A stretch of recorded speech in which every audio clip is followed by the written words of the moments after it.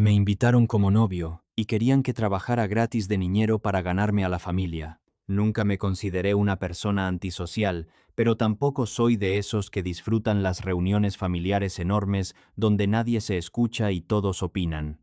Soy hijo único. Crecí en un ambiente bastante tranquilo, y aunque tengo parientes, la convivencia siempre fue esporádica, cordial y con distancia sana. Así que cuando Cynthia me invitó a una comida familiar importante, lo tomé como lo que era, un paso más en la relación. No cualquier comida. Era, según ella, algo así como mi presentación oficial. La reunión donde la familia pone cara, mide, analiza y decide si eres digno o no de seguir saliendo con una de los suyos. Yo lo entendí, me puse nervioso lo normal y acepté. Me caía bien Cynthia, teníamos buena química y hasta ese momento las cosas fluían sin dramas. Mi trabajo, por otro lado, es algo que disfruto mucho. Soy educador ambiental y trabajo principalmente con niños de preescolar y primaria. Tengo dinámicas, juegos, actividades, pequeños trucos que funcionan porque están pensados para contextos específicos, espacios controlados, grupos limitados, objetivos claros. No es improvisación ni simple buena onda, es trabajo real que requiere preparación, energía y enfoque. Ese detalle, aunque parece irrelevante, se volvió peligrosamente importante ese día. La reunión era en la casa de don Ernesto, el abuelo. Una casa grande, antigua, con jardín, plantas, mascotas y ese aire de lugar que ya ha visto demasiadas reuniones familiares como para sorprenderse por algo. Desde que llegamos me di cuenta de que no era una comida pequeña. Había coches por todos lados, gente entrando y saliendo, y un ruido constante que parecía no tener pausa. Ni bien crucé la puerta entendí que había muchos niños, muchísimos, de todas las edades, corriendo, gritando, empujándose, persiguiendo a los perros, arrancando hojas de las plantas. Nada fuera de lo normal para algunas familias, pero definitivamente fuera de mi zona cómoda. Al principio me limité a observar. Saludé, sonreí, hice lo socialmente correcto. Cynthia estaba contenta, y yo quería que la experiencia fuera buena para ambos. Me repetía mentalmente que solo era una comida, unas horas, y listo. El problema no fueron los niños en sí. El problema fue el combo completo. Niños sin límites, adultos desentendidos, y una expectativa invisible que empezó a formarse alrededor de mí sin que yo la pidiera. Las madres, principalmente las tías, parecían más preocupadas por ponerse al día entre ellas que por supervisar lo que hacían sus hijos. Lanzaban advertencias al aire, amenazas vacías, pedidos que nadie cumplía.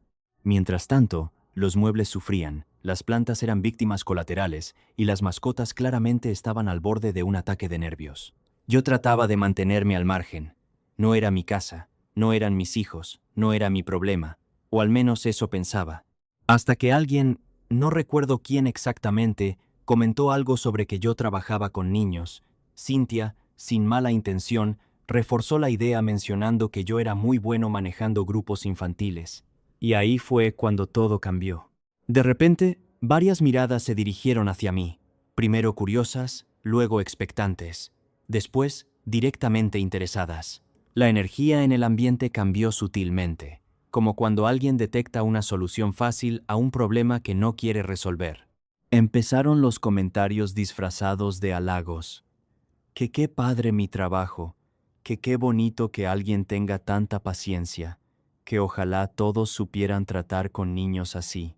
Yo sonreía, asentía, sin imaginar hacia dónde iba todo, hasta que la idea tomó forma completa. No fue una petición directa al inicio, fue más bien una sugerencia colectiva, una especie de acuerdo tácito entre adultos cansados de lidiar con sus propias decisiones parentales. La expectativa era clara. Yo podía entretener a los niños, calmarlos, organizarlos, básicamente hacer lo que nadie más quería hacer. Intenté evadir la situación con educación. Comenté que no llevaba materiales, que el contexto no era el adecuado, que además era una reunión familiar y yo iba como invitado. Pensé que con eso bastaría. No bastó. Mientras más intentaba mantenerme al margen, más insistían. Algunos ya hablaban como si fuera un hecho. Otros sonreían con esa sonrisa incómoda de quien ya decidió por ti. Rogelio, El tío fue quien terminó de ponerle palabras a lo que todos pensaban, que ese era el momento de demostrar que yo quería ser parte de la familia. Y ahí fue cuando sentí ese nudo en el estómago. Porque una cosa es convivir, otra muy distinta es trabajar gratis para ganarte aprobación, y una completamente diferente es que intenten disfrazar una exigencia como una prueba moral. Yo estaba en mi día libre. Había ido por Cynthia, no por un contrato invisible. No había aceptado ser animador, ni niñero, ni salvador del caos. Y aún así, el ambiente empezó a tensarse cuando dejé claro que no iba a hacerlo. No levanté la voz.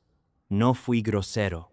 Simplemente puse un límite. Y curiosamente, eso fue suficiente para que muchas sonrisas desaparecieran. Las tías empezaron con miradas largas, evaluadoras. María, la mamá de Cynthia, se volvió experta en lanzar indirectas sobre compromiso y familia. Rogelio parecía molesto, como si le hubieran quitado un favor que ya daba por hecho, y Cynthia se quedó en medio. Don Ernesto fue el único que pareció entender la situación sin necesidad de explicaciones largas. Me ofreció sentarme con él, me sirvió tequila y empezó a hablarme de su familia como quien acepta una realidad incómoda. No los justificó del todo, pero tampoco los condenó. Solo parecía cansado. Yo, para ese punto, ya me sentía fuera de lugar. No porque hubiera hecho algo malo, sino porque me di cuenta de algo importante. Si desde la primera reunión ya se esperaba que yo cediera para encajar, tal vez ese no era un buen presagio. Después de un rato, el ruido, las miradas y la incomodidad se acumularon demasiado. Pedí un Uber con la excusa de salir a fumar. Afuera, el aire se sentía distinto, más ligero, más honesto. Cynthia salió después. Y ahí entendí que esa noche no solo se estaba evaluando si yo encajaba en su familia, también se estaba revelando cuánto estaba ella dispuesta a priorizar. Estar afuera de la casa fue como salir de una olla de presión. El ruido se apagó de golpe. El aire se sentía más fresco y por primera vez en toda la tarde pude pensar con claridad. Me quedé parado en la banqueta, viendo cómo entraban y salían coches, escuchando risas lejanas y gritos de niños que parecían no agotarse nunca. Ahí, con el celular en la mano esperando que el Uber confirmara, empecé a procesar todo lo que había pasado en cuestión de horas. No estaba molesto por los niños, tampoco por el desorden. Lo que me tenía incómodo era la sensación de haber sido reducido a una herramienta útil, como si mi valor en ese espacio dependiera únicamente de qué tan dispuesto estaba a sacrificarme para que otros descansaran. Y lo peor, que eso se planteara como algo normal, casi obligatorio, solo por estar saliendo con alguien de la familia. Mientras pensaba en eso, Cynthia salió de la casa. La noté dudosa desde el primer paso. No venía enojada, pero tampoco tranquila. Tenía esa expresión de quien entiende las dos partes de un conflicto y no sabe bien de qué lado pararse. Se acercó despacio y se quedó a mi lado, sin tocarme, como si también necesitara un momento para respirar. No hubo reclamos inmediatos. Más bien hubo silencios incómodos, de esos que pesan más que cualquier discusión. Cynthia me explicó, con cuidado, que entendía por qué me había sentido presionado. Dijo que sabía que no era justo pedirme algo así, y que su familia a veces no medía ese tipo de cosas. Hasta ahí, todo sonaba razonable. El problema vino después, cuando dejó claro que, aún entendiendo mi postura, no estaba dispuesta a irse conmigo. Ahí fue cuando algo dentro de mí se acomodó de golpe. No era que yo esperara que me defendiera a capa y espada, tampoco que abandonara su propia familia por mí, pero sí esperaba, al menos, que reconociera que la situación había cruzado una línea. En cambio, su decisión fue quedarse, como si irse conmigo hubiera sido una traición demasiado grande para los suyos. Me dijo que su familia era muy importante para ella, que no podía simplemente levantarse e irse porque eso generaría un drama innecesario, que con el tiempo todo se arreglaría, que así eran ellos. Y yo escuchaba todo eso pensando en algo muy simple. Si así eran ahora, ¿cómo serían después? Porque no se trataba solo de esa tarde, se trataba de lo que simbolizaba, de la expectativa silenciosa de que yo debía adaptarme sin cuestionar, de que poner límites era visto como un defecto, de que para encajar había que ceder, aunque eso significara incomodarse o regalar trabajo emocional y físico. No discutimos. No hubo gritos ni escenas. Fue una conversación tranquila, casi demasiado, de esas que parecen maduras pero dejan un sabor amargo, porque nadie sale realmente satisfecho. Cuando el Uber llegó, nos despedimos con un abrazo raro, incompleto, de esos que no cierran nada. Yo me subí al coche con una mezcla de alivio y decepción. Alivio por irme. Decepción porque algo que prometía bastante acababa de mostrar una grieta importante. Durante el trayecto a casa, repasé mentalmente cada momento del día. La llegada, los niños, las miradas, la insistencia, el comentario de Rogelio, las indirectas de María, la calma resignada de don Ernesto. Todo encajaba en un patrón que ya había visto antes, aunque nunca tan de cerca. Familias donde los límites individuales se diluyen, donde el así somos sirve como excusa para no cuestionar dinámicas incómodas, donde el nuevo siempre tiene que probar algo. Esa noche llegué cansado, pero más mentalmente que físicamente. Me preparé algo de comer, me senté en silencio y dejé que el día terminara sin ruido. No escribí a Cintia, no porque estuviera molesto, sino porque necesitaba espacio para entender qué había pasado realmente. Los días siguientes fueron extraños. Cintia y yo seguimos en contacto, pero de una forma distinta. Mensajes cortos, amables, casi cuidadosos. Ella me dijo que apreciaba que hubiera sido firme, que le había gustado que no me dejara presionar. Eso me sorprendió un poco, pero al mismo tiempo dejó claro que no veía mal lo que su familia había intentado hacer. Para ella, era más bien una diferencia de estilos. Ahí entendí que no estábamos leyendo la misma historia. Para mí, lo ocurrido había sido una señal de alerta. Para ella, solo un mal rato sin mayor importancia. Yo veía una línea cruzada. Ella veía una anécdota incómoda. Y cuando dos personas interpretan lo mismo de maneras tan distintas, algo suele romperse lentamente. Empecé a preguntarme cómo serían otras situaciones, las decisiones importantes, los desacuerdos reales, las expectativas a largo plazo. ¿Siempre tendría que ceder para evitar conflictos familiares? ¿Siempre sería yo el flexible? ¿Siempre habría una prueba más que pasar? No saqué conclusiones apresuradas, pero sí empecé a tomar distancia emocional, no como castigo, sino como protección. Porque algo que aprendí hace tiempo es que cuando una relación te hace sentir pequeño por poner límites, no va por buen camino. Una semana después, la situación seguía en ese limbo incómodo. No habíamos terminado oficialmente, pero tampoco avanzábamos. Era como caminar sobre hielo delgado, cualquier paso mal dado podía romperlo todo. Y fue entonces cuando Cintia soltó una frase, casi al pasar, que terminó de acomodar todas mis dudas. Dijo que su familia, con el tiempo, esperaba que yo me integrara más. Ahí supe que ese día no había sido un evento aislado. Había sido un adelanto. Después de que Cintia dijo eso de que su familia esperaba que yo me integrara más, no respondí de inmediato, no porque no supiera qué decir, sino porque entendí demasiado bien lo que significaba. Integrarse no era ir de vez en cuando, convivir o llevarse bien. Integrarse, en ese contexto, era entrarle a todo sin chistar, asumir roles no pedidos y adaptarse a dinámicas que ya estaban muy marcadas. Ahí fue cuando mi cabeza empezó a trabajar en modo retrospectiva. Empecé a recordar pequeños comentarios que antes había dejado pasar. Cosas como cuando Cintia me decía que en su familia todos se apoyaban, aunque no tengan ganas, o que, si alguien sabe hacer algo, pues le toca hacerlo. En su momento sonaban a frases normales, incluso bonitas, pero ahora encajaban distinto. Ya no sonaban a unión, sino a obligación disfrazada de cariño. Yo vengo de un mundo completamente diferente. Ser hijo único te enseña muchas cosas, pero sobre todo te enseña a autogestionarte. Nadie espera que hagas cosas solo porque sí. Nadie da por hecho que debes resolver problemas ajenos. Ayudas cuando quieres, no porque te toque. Y eso, aunque suene frío para algunos, a mí siempre me ha parecido sano. En contraste, la familia de Cintia funcionaba como una colmena. Todos opinaban de todo, todos esperaban algo de todos, y el que no entraba en esa lógica era visto como raro, egoísta o poco comprometido. No era que no me gustara ayudar. En mi trabajo lo hago todos los días. Me involucro, doy energía, paciencia y creatividad.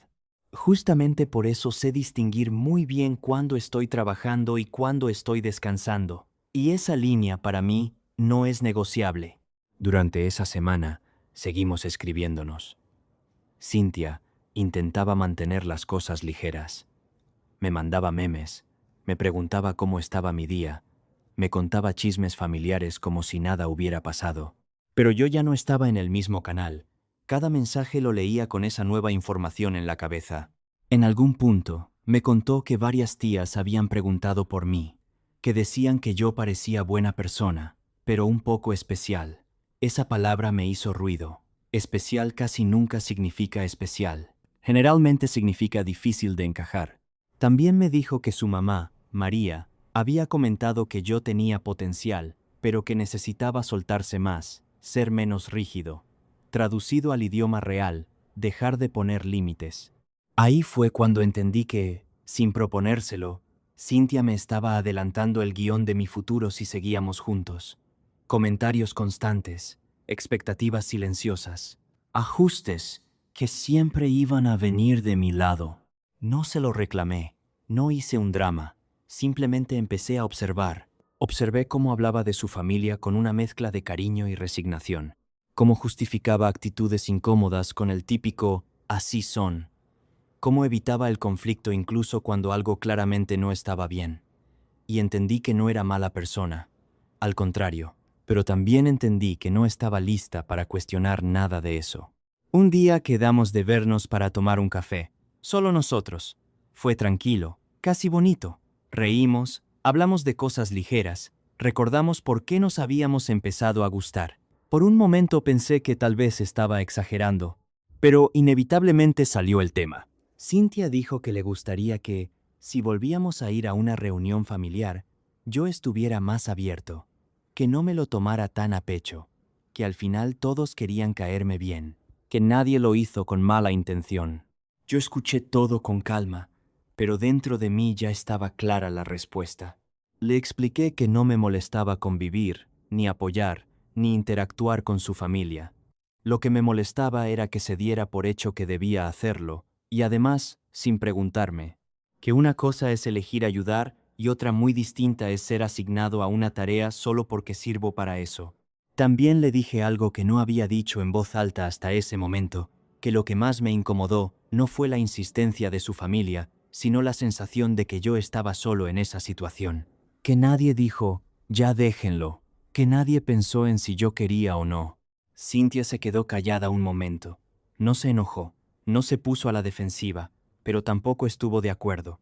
Dijo que en su familia no funcionaban así las cosas, que si alguien podía ayudar, se esperaba que lo hiciera, que no lo veían como abuso, sino como cooperación, que para ellos eso era amor. Y ahí fue cuando entendí lo más importante de todo este asunto. No estábamos discutiendo una fiesta, estábamos discutiendo valores, porque no hay manera de negociar eso sin que alguien termine cediendo demasiado. Salimos de ese café con un acuerdo implícito, seguir viéndonos, pero con cautela, sin presiones, sin forzar nada. Lo que no dijimos, pero ambos entendimos, fue que la relación estaba en una especie de pausa emocional. Esa noche, ya en casa, pensé en algo que me dijo el abuelo Ernesto durante la fiesta, mientras tomábamos tequila. Dijo que su familia era buena, pero intensa, que no sabían cuándo parar. En ese momento sonó a broma de viejo sabio. Ahora sonaba a advertencia. Y yo me pregunté, con total honestidad, ¿quiero pasar años de mi vida explicando por qué no quiero hacer cosas que no pedí? ¿Quiero una relación donde poner límites me convierta en el problema? No tenía todas las respuestas, pero sí una certeza. No estaba mal por haber dicho que no. Después de esa charla con Cintia, no hubo una ruptura inmediata ni un drama de película. Lo que hubo fue algo más silencioso, más incómodo y a veces más doloroso. La distancia lenta. Esa que no se anuncia, pero se siente. Seguimos escribiéndonos algunos días. Mensajes cordiales, preguntas básicas, respuestas amables. Ya no había esa emoción ligera del inicio, ni las ganas espontáneas de contarnos cualquier cosa.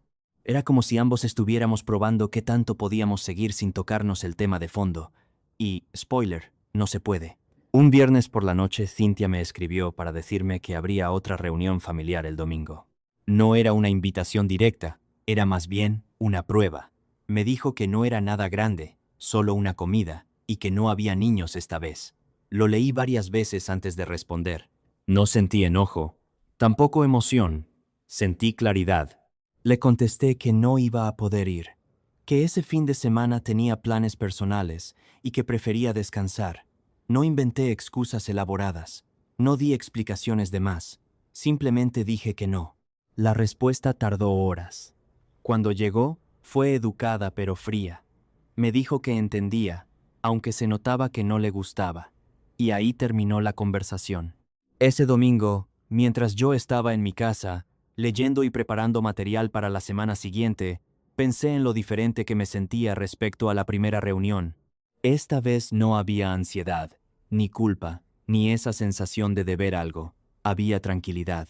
Y eso, para mí, lo dijo todo. 2 días después, Cynthia me pidió vernos. Nos encontramos en el mismo café de la vez anterior. El ambiente era tranquilo, pero se sentía ese aire raro de cuando ambos saben que algo se va a decir. No hubo reproches ni escenas. Fue una conversación madura, aunque dolorosa. Cynthia fue honesta. Dijo que le gustaba mucho, que le atraía mi forma de ser y mi manera de pensar, pero que le costaba imaginar una relación donde su familia y su pareja no fueran un solo bloque. Para ella, amar también era adaptarse, ceder, estar disponible incluso cuando no era cómodo. Yo también fui honesto. Le dije que la respetaba y que entendía su postura, pero que no podía comprometerme a algo que implicara perder mis límites. Que no quería una relación donde constantemente tuviera que demostrar mi valor aportando algo. Que yo no funcionaba así. No hubo villanos en esa conversación. Solo dos personas dándose cuenta de que, aunque se gustaban, querían vidas distintas. No hubo villanos. Nos despedimos con un abrazo largo, sincero, sin promesas de seguir en contacto, sin resentimientos. Cada quien tomó su camino. En los días siguientes, pensé mucho en todo. En la fiesta, en las miradas, en el tío diciendo que era mi momento de ganarme a la familia, en las tías esperando que me hiciera cargo de los niños, en la suegra midiendo si yo daba el ancho. Y entendí algo importante. No era personal. Yo simplemente encajaba en un molde, y al no entrar, el molde me rechazó. Y está bien. A veces creemos que para ser aceptados, tenemos que dar más de lo que tenemos ganas de dar, que poner límites es ser grosero, que decir no es ser egoísta. Pero la realidad es que nadie que te quiera de verdad debería sentirse ofendido porque cuides tu tiempo y tu energía.